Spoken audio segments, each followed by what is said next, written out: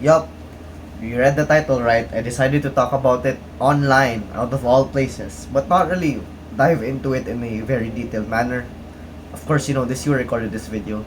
Before we formally start, update on my life, new chair. Yeah, I think I mentioned that last time. I did, right? And I just finished editing a video and I'm in a very good mood, so I thought this would be the best opportunity to just sit down, relax, and be able to talk about this without breaking down, because I don't want to be that superhero kid, who ended up crying in front of the camera. No offense to him, I find it pretty brave that he actually decided to show himself be vulnerable in the online space, which is terrifying for some people, including me. So, other things I'd like to mention before we start, we had this scrim for our, let's just say, public speaking club. Yeah, it is kind of a public speaking club. We do hackathons and ideathons there, but I think the most accurate description that most people would be able to get is, yeah, it is a public speaking club. So we were given like 2 hours, I think, yeah, 2 hours and a half to come up with an idea and pitch it in front of the audience and the judges. They were like 3 people, very qualified people that I look up to. And well, let's just say it didn't go as well as I had expected, but it went better than I thought he would. I know it sounds pretty contrasting. Walking in there, I had huge expectations that, oh my goodness, my speaking, I can speak in front of an audience, and my idea, drafting skills, is that how you call it? My ideas, okay? I can come up with ideas, like, bro, it's almost 3 hours. We're given close to 3 hours. Well, around 1 hour and a half mark, and we still haven't settled on one idea, and we spent like 20 minutes on a PowerPoint. We just speed ran it. We were the fourth to present. We winged most of it, and I'm pretty sure we were cooked, and we got cooked. But this is what I meant by it went better than I initially thought. During the time period we were given, I thought we were actually gonna die. But yeah, I have so much to work on.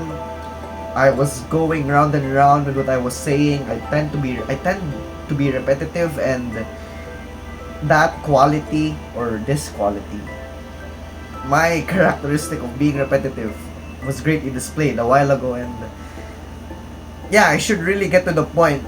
I really like to lengthen things. The judges gave me one advice would be to just, problem. What is the problem? What is the solution? And everything else, it will speak for itself. The functionalities, the details, the specifics, the problems we wish to address in a more targeted manner, they will all just flow. Just answer the question, what is the problem, and next, what is the solution? Okay, so Homer, if you're watching this in the future, I hope you have drastically improved your speaking skills, and more importantly, your presentation skills. They go hand in hand, but the other were definitely lacking behind them, because I can speak pretty clearly and with articulation far better here on camera, as opposed to when I'm in front of people. Although I didn't get as much jitters, and I wasn't as nervous as I thought it would be. I actually had fun, even though I was critiqued like very much. The idea we proposed was actually pretty stupid. Well, not really stupid. It just didn't really add more to the table. At least with the current technology, it didn't really seem implementable as of now. So perhaps you could work on that, and this video will serve as a reminder, because I am keeping this idea in the back of my mind. This might become something someday, hopefully. Okay, today's video is, well, Homer, we locked him up along with PUBG Homer, and you know what I'm talking about. Let's just call this Homer the lover boy Homer, because, well, I cannot bring myself to mention the original name in which he goes under, because, well, one, it's cringe. Two, I cringe at it, or rather we, because there's like 39 Homers. I know, okay, audience, to my viewers, I tend to view myself composed of 40 people in my mind. Like, think of it as Inside Out, something similar to that. And like SpongeBob, I think there was a SpongeBob episode that greatly inspired me to have that way of viewing my mind. Okay, I'm drifting off topic. So We kept him in the jail cell, okay? We've done this before with PUBG Homer. After that huge loss in the PUBG Mobile front, we had no choice but to lock this guy up for good. At least that's what I thought, because we let him out after a year. Because I thought that would be the last of him. Like, we didn't really need his competitive spirit anymore. There was no war that I need to constantly prepare myself for every evening. There was no need to constantly improve and aim for that chicken dinner every time. No waiting for the room every 8 o'clock in the evening. No, nothing. I had my peace to some extent, but it felt suffocating. It felt like something was missing. Like a hole in your pocket or your left hand missing. It just felt off. That's what I felt back then in PUBG. When the PUBG front fell due to unfortunate circumstances. And I could say the same with this one. With my situation and my circumstances, and I have greatly emphasized this with my friends that I've been talking to and discussing my entire predicament lately, that I can definitely relate this thing. You know what I'm talking about, Homer. To the audience, I'm sorry, I cannot. This thing and the PUBG fallout, there are a lot of similarities. My days felt empty. I felt like I didn't want to do anything. Every morning, I wake up with this heavy feeling in my chest and it's suffocating. But, like back then, we had no choice, Homer. We just can't keep this guy in the driver's seat.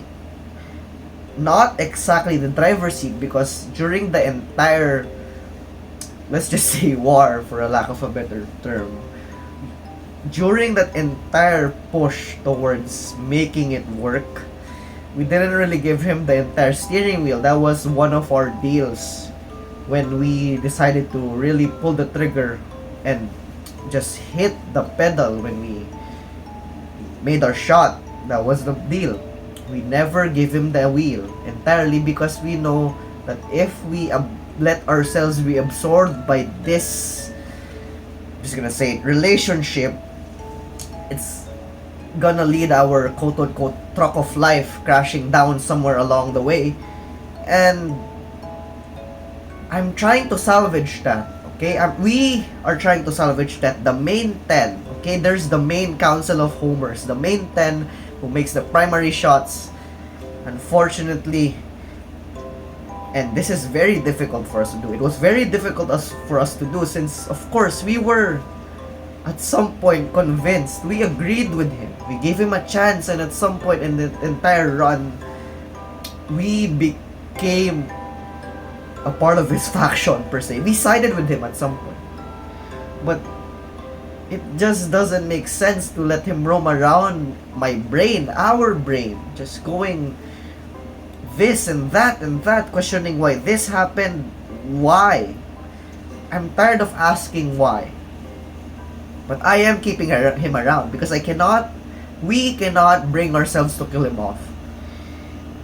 I don't know.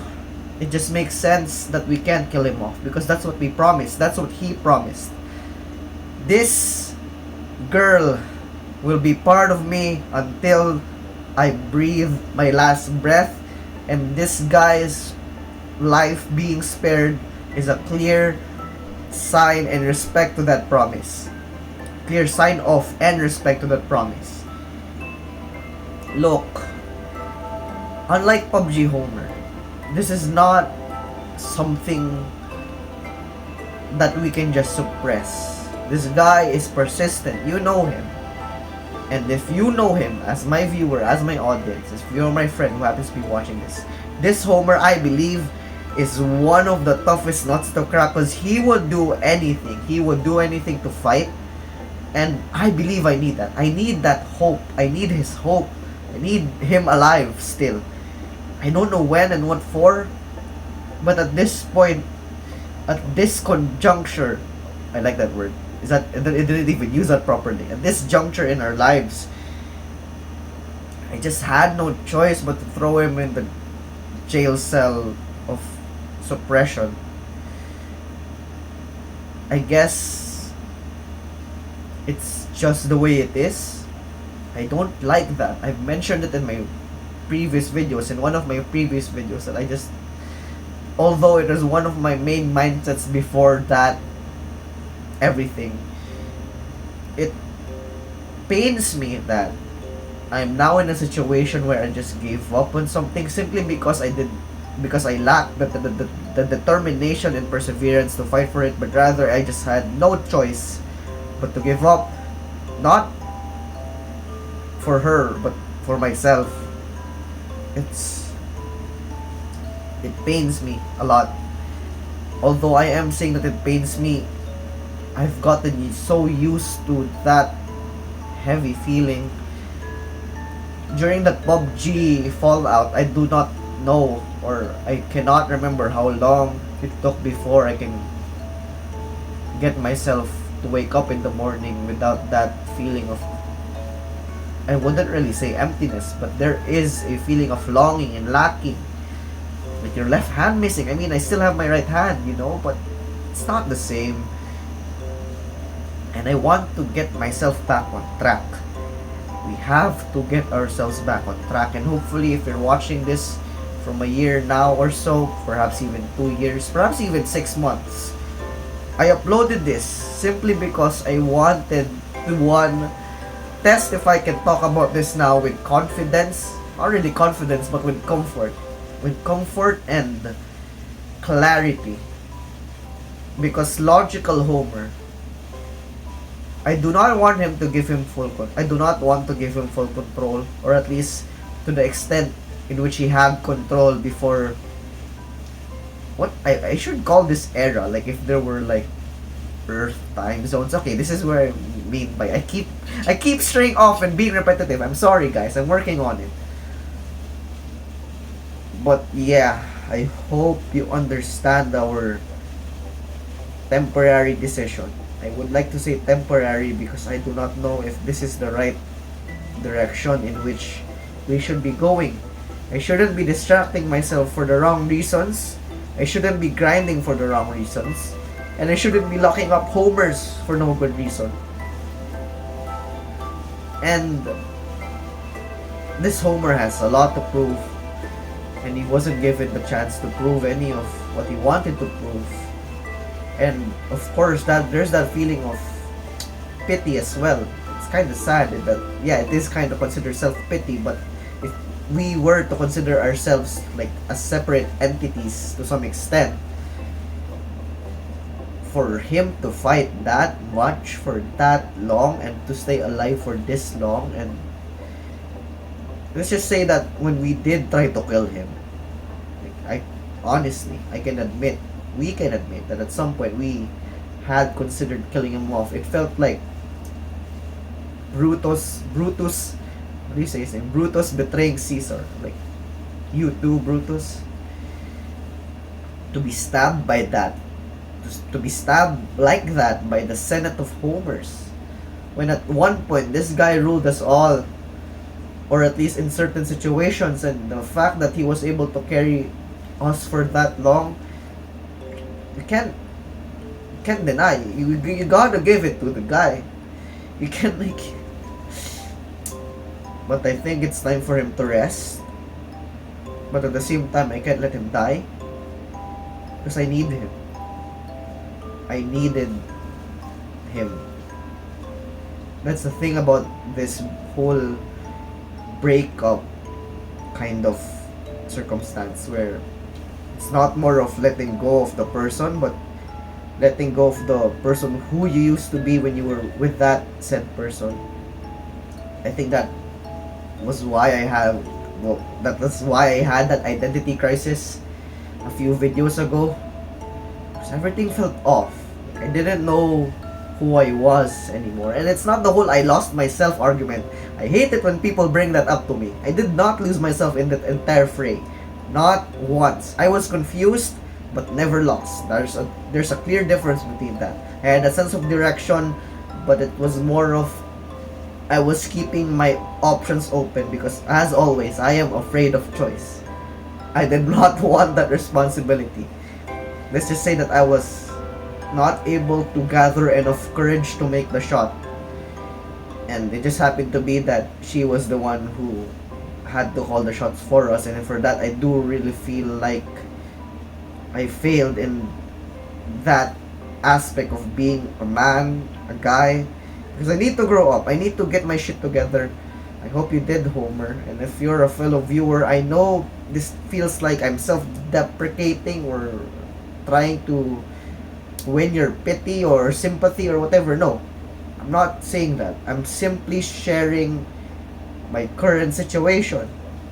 I could private this, but I decide not to because I am brave, or I'm stupid. I'm stupidly brave. So I guess there's that.